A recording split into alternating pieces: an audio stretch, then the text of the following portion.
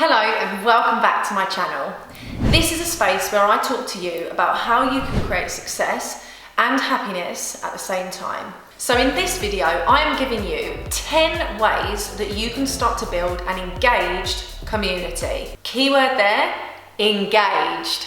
Not a community of 10, 20,000 and no one talks to you, an engaged community. The first question, and these aren't in any specific order, but they're just the order that I came up with them. So that's the order we're going with. Number one, ask them personal questions. You need to find out about these people because ultimately they're part of a community where if you went to a party, you'd ask people questions. So when is their birthday? What's their star sign? Their favorite food? Do they have pets? Where they go on holiday?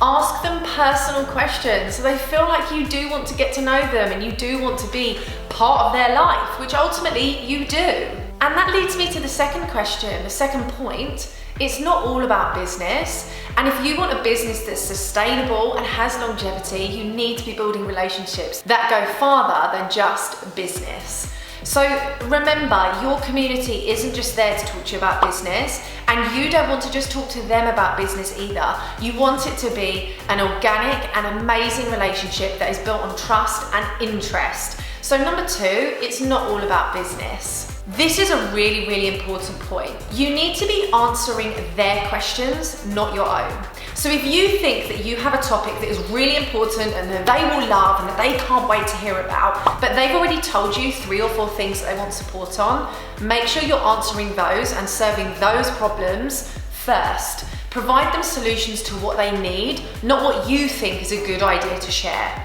So make sure your content serves them and answers the need that they've got. Otherwise, they will start to feel like they're not being listened to and you aren't the person to provide them with solutions. So answer the questions that they have, not the questions that you want to talk about. Number 4, let them in. Let them into your life. And this leads me to my next point. Take them behind the camera. Take them behind online.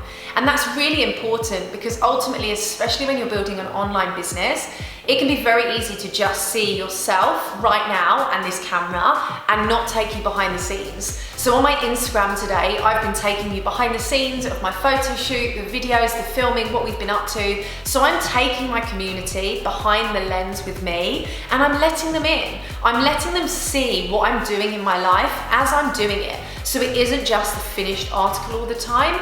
So allow your audience to be let in and take them behind the lens. The next ones are linked but are really important. You need to be an inspiration and an aspiration.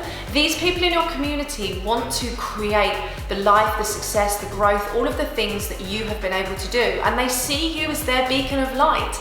They see you as that person that can motivate them. So think of yourself as an aspiration.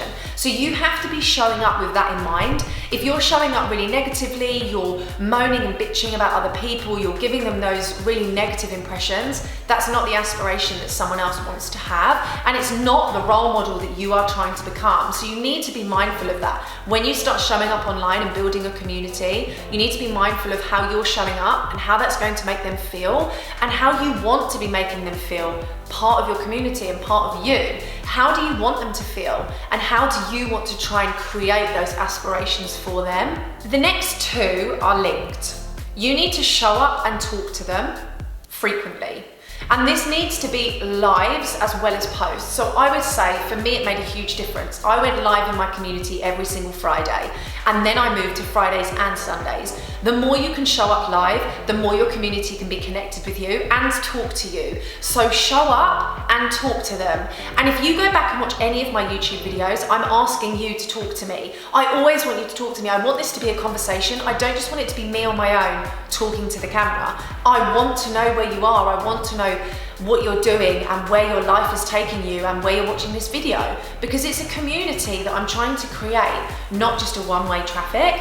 So even in answer to that question, in the comments box, I would like you to tell me, what is your star sign? What star sign are you? Let me know. Put it in the comments, what's your star sign? And that leads me to the next one. You need to be consistent. So when you are showing up and talking to your audience and your community, you need to be consistent so that they can start trusting you. When you show up, they will show up too. When you show them that they matter, they will respond and be there. When you show them that you mean business and you are here to help them and you are the person that they can talk to as their beacon of light to get empowered and inspired, and when you show up consistently and you're showing them that you are there for them and you want to be the person that they turn to as a coach and mentor, they will respond and meet you with that energy. So be consistent, and that way they will be able to trust you, trust your message, and trust your business brand. And the final two are linked to do with celebrations. You need to be sharing your wins with them so that they can see what you're creating when you're creating it. Because remember, you are the aspiration. Share your wins. Share the things that you are celebrating in your life. And remember, it's not all about business, number two. And remember, let them in and take them behind the lens. So this encapsulates all of that. Celebrate your successes, whether they're in business or personal, not all of them, the ones you're happy to share, so that they can really get a slice of who you are, your life behind the scenes, and what you're creating in your business.